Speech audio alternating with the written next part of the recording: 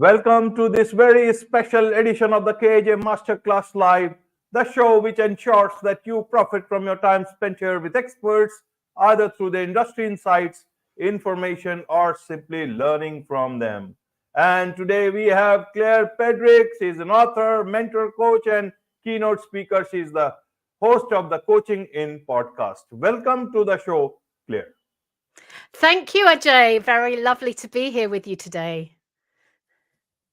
Indeed, a great pleasure to get you on the show. Indeed, a great pleasure to be talking to you, Claire. And it will be indeed a lot of pleasure for a lot of people, especially coaches and consultants, to learn about uncomplicating coaching. That's the subject we'll be talking about. We'll be learning about how one can cut through complexity and simplify coaching. So, Claire, I want to understand about why so much emphasis on simplifying coaching. Where is the problem? Who is making this problemsome? And for whom is it problemsome? Help us understand. That's, for a simple person to understand this. That is such a great question. I think that we really have learned over time that complexity shows that we're clever and that we know what we're talking about and that we know what we're doing. And Yes. so if I want to look more clever than somebody else, then I put on another word or another layer or another thing. But actually, that just means that the whole industry is full of complexity. But for me, in the coaching industry, we're simply talking about a conversation between two people about one of us, where one of us gets new insights into our own stuff and it moves us forwards a bit. And I know from thousands and thousands of hours coaching that I only need to do as much as I need to do for that to be true. And I find myself in an industry that says, and you also need to do this, and you also need to know this, and you also need to do this, and you also need to be very clever, and you also need this kind of theory. And it just gets in the way because we're only talking about a conversation between two people about one of us after all. Right. So that's the need, I think. Absolutely. So complexity earlier was supposed to be, because there were too many intelligent people, especially in specialist areas. So they used to use those words. For example, several times people used to use in medical lines, and the common man used to just stare at the doctor's face. But many Yes. doctors were very good. They used to explain it in common man's language, and even the prescriptions were there, that which will never be understand. Only the pharmacist will be able to understand what exactly is written. Yeah. Maybe plausible deniability or whatever reasons be that as well. Then there are others. But when did coaching become complicated? Why did they do it? And was it getting any extra results for some people? And I want to understand that where that coaching means that you are, guiding someone to the right situation. That does not mean that you are the biggest expert of the world. You just know your work, isn't it? Yeah. And that is what. So I want to understand what was the need for complexity in coaching, and now which are the areas where it is becoming complex and which we need to simplify. And there's money. who are these coaches? Which line? Because there you have got coaches everywhere. In your aim, you talk about the coaching in many sort of people come and stay and wait for the dawn. I want to understand which areas of coaching are we talking about? Is it in almost all areas of coaching, or is it only some specific areas? No, I think it's in all areas of coaching. So it's about the money. So if I invent something extra and then I say everybody needs to do this extra thing and you can buy it from me for $1,000, $10,000, whatever it is, that then becomes, and then you think, oh no, but I also need to know this thing and I also need to know that thing. But what you just said earlier, Ajay, is the most interesting thing, which is the cleverer I look, the less equality there is between you and me. And actually, these conversations work when there's an equality between us. So the more clever I try and be, the more clever you think you need to try and be. And then we are in competition. We're in competition. We're not in a place where you can learn new things and you can grow and you can develop. So for me, and I know that I am a massive disruptor in the coaching profession, I go, it doesn't need to be that complicated. And you don't need to spend that much money. What we need to do is to do some really simple things to improve the quality of conversations between two people. And that doesn't mean that you need to have an encyclopedia of knowledge about the brain and psychology. Those things might be useful, but actually, what's the least that we need to do in this conversation for it to serve you? That's all it is. Right, right, Claire. So, just by looking clever, by wearing nice clothes, nice presentations, can one be a successful coach? Because the No, coach's job is to solve the problem of the client. And the no, the client, coach's job. if you think you are clever, the client is also not stupid. So how much time does it take for the client to discover that the coach is actually looking clever but is not a right coach? How does that work? And secondly, I want to understand then, where is that parity happening? How does that happen? What is the solution for this? How are you simplifying this process for both the client as well as the coaches? You talk about, you help support coaches to do less and go deeper. So help us understand this part in this Yeah. simplification process. So the coach's job is to help the other person to find the answer, not to tell them what it is. Okay. But if I tell you too much, then it can look really impressive, but it might not be answering the question that you've actually got. So the coach's job is to really support the other person to work out what the question is that they're asking, and then support them to find the answer to that question, which usually isn't to give it to them.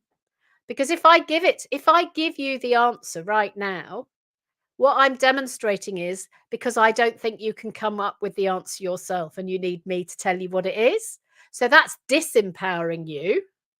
And coaching works most effectively when we're equal in power.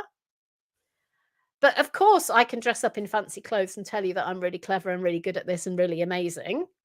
But actually, that can be disempowering to you. And it is just a conversation between two people. I Right. think. Right, Claire. So how do you do that? What is the process through which you help coaches, for all those coaches who may be very good, but out of unintentionally they have uh, put complexities into the system that they are giving coaching. Not all coaches do it intentionally. Maybe No. it's because of the market which has become like that, and so how do they get started with you? What is the best way for them to do?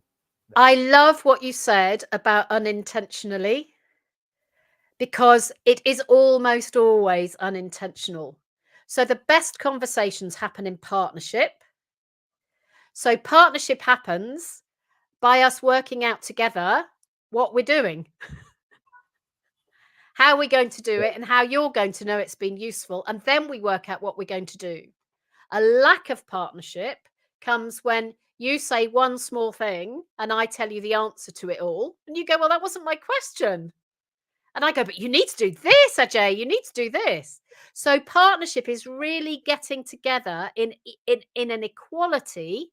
So for me, the beginning of a conversation is to ask somebody, what's the question you want to explore today? And how will you know by the end of this conversation that we've done that? And what's the best way for us to do that? Because now we're working together and I'm not making a choice of the best thing for us to do here, because it's a negotiated agreement, and therefore it will be much easier and much more useful for you. So that's the way to begin a conversation. Right, right, Claire. You talked about, being looking clever. What are the other ways people unintentionally put complexities into the way they go looking for business or the way they do their coaching? Are there other ways so that people can learn from this? Not everyone will get a chance to talk to you or to listen to this. Maybe only listen to this episode, so they can at least do these things that you spell right now. I'm Spell just out getting right. my toolkit. Okay, so if I Yes. if I am very clever and trying to be clever and trying to use all of my clever things, when I'm in conversation with you, Ajay, I am also looking into my box of very clever things. Because I'm thinking, what are the clever things that I know that I need to bring into this conversation with him? And when I do that, I'm not having a conversation with you because half of me is trying to access the things that I think are clever. So there is 50% less of us in this conversation because I am totally distracted. And that's why it doesn't work. Did you like my Right. encyclopedia of clever things? Of course, of course. In fact, that I will make as the thumbnail so that people know what we are talking about and what is that basket doing in between the conversation. That is intriguing. So people will be more interested in understanding about this aspect of coaching, where the basket comes into the Yeah, show. So that will because be coaching wonderful. coaching I like that. coaching That's works a when real, I need to be fully attentive to you. And if I'm looking at absolutely. all my clever things, I'm not being fully attentive to you. Absolutely. Absolutely. It works in all areas of life. You got to be attentive. Even in the general conversation of or communication, if I keep on looking at the phone, that's not either not good, and plus I'll not learn anything, or anyone will not. So that's the same way. Yeah, and if I take notes through the whole conversation, I'm also not being attentive. Absolutely. So I Absolutely. need to pay, and also you think I'm going to do something with my notes. So full attention is really part of simplifying coaching. Absolutely. So there is much to learn from you from this episode. You've got two books. Help us understand what people can learn from those books. Simplifying coaching and the human behind the Behind the coach. So help coach. us understand that. And then there is another book. So help us understand what people can learn this book. Okay. Is it for only coaches, or other people also can learn from them? So simplifying coaching is for anybody who wants to have a better conversation. And it's called How to Have More Transformational Conversations by Doing Less. If you are a trained coach and you subscribe to a professional body like the International Coach Federation, it's actually talking about mastery in coaching really simply. And then I wrote The Human Behind the Coach with a colleague, Lucia Baldelli, for people who knew that simplifying coaching was the way to go, but couldn't do it. Because some people go, oh, yeah, doing less is such a good thing. But actually, I want to add value. So the human behind the coach is about power and humility and not knowing and really doing the work on the inside that enables us to let somebody else do more of the work. So you could say that the human behind the coach is the prequel to simplifying coaching, but it was actually written afterwards because there's a gap, I think, where we just need to do some of our own work in order to be able to do less. Because it's doing less is hard work. It's a bit of an art form, and doing more is a bit easier, but doing less is more effective, I think. Right, right. You talked about mastery.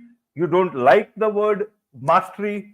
So Hate I it. want to understand, should coaches use the word master for themselves? Is coach really a master, or really is a good coach who may not be a master of the day? For example, great cricketers may not be a great coach, and a great coach may not always have been the best of cricketers, but he or she understands the tricks of the trade, all those Yeah. things very well. Even some captains have been not the best of cricketers, but they have been great captains. Yeah. So help us understand about this mastery part, and if coaches should use master for themselves. Well, I personally people call me a master coach. I have about 16,000 coaching hours, but actually I've learned to do less and less and less. And mastery just feels a bit glorified, a bit big, a bit special. Somebody I've trained was training other people to use coaching at work the other day, and one of the delegates said, "Oh, I get it. This isn't about going from zero to hero, which is the journey to mastery." He said, "Really artful coaching is about going from hero to zero." I think that's amazing. And that's what we need, because it needs to be less of me and more of you. And if you think I'm a master, then I can very quickly become a guru. And if I become a guru, that can really quickly disempower you. Absolutely. There is much to learn again from your books, and then there is also to learn from the podcast itself, your podcast, many episodes there. It's a nice name, the Coaching In podcast. So tell us about that. You know, again, what do you talk there? Who Okay. can learn what? Yeah. So I got the idea of the name the Coaching In about 20 years ago. And in the UK, of course, it's a pub. It's a place where travelers stop and have a drink and eat and sleep. And then when I came up with the idea of a podcast, I just thought that would be such a great thing. So it's like a place with a fire where I sit at the table and talk to people. And some of them are super experienced global leaders in coaching. And some of them are people who are simply using coaching in some way in their life. So last week, I interviewed a lady who home educates her children. She's had 6 kids, and I met her over coffee somewhere, and she was telling me about home educating her children. And I said, "But that's coaching." So she came to the Coaching In to talk. We've also had really big names from around the world. And so one week it will be somebody who's doing a really little tiny bit of good in their small place. In another week, it will be somebody who's got a big name. But we're all human and we all have something to bring to the conversation. So it's people who are having better conversations in all kinds of ways, in all kinds of situations all over the world. And we love people to listen. So it's the Coaching In, INN. And yeah, come and have a listen. And what I say is bring up a chair to the table and join in. Absolutely. Absolutely. So those people who would want to join in, learn more about you, be a traveler that is, that is keen to learn from you, what is the best way for them to do so? So if you're a coach, you can join our supervision community, which is patreon.com/Claire Pedrick. And that's a place for coaches to learn more, and connect on LinkedIn. And I'm guessing you'll put LinkedIn in the show notes, will you, AJ? Absolutely. Absolutely. Marvelous, because that's a good place to find me. Absolutely. With this, it's a wrap on this very special edition of the KAJ Masterclass Live. Thank you so much indeed for joining us. Well, thank you for having me.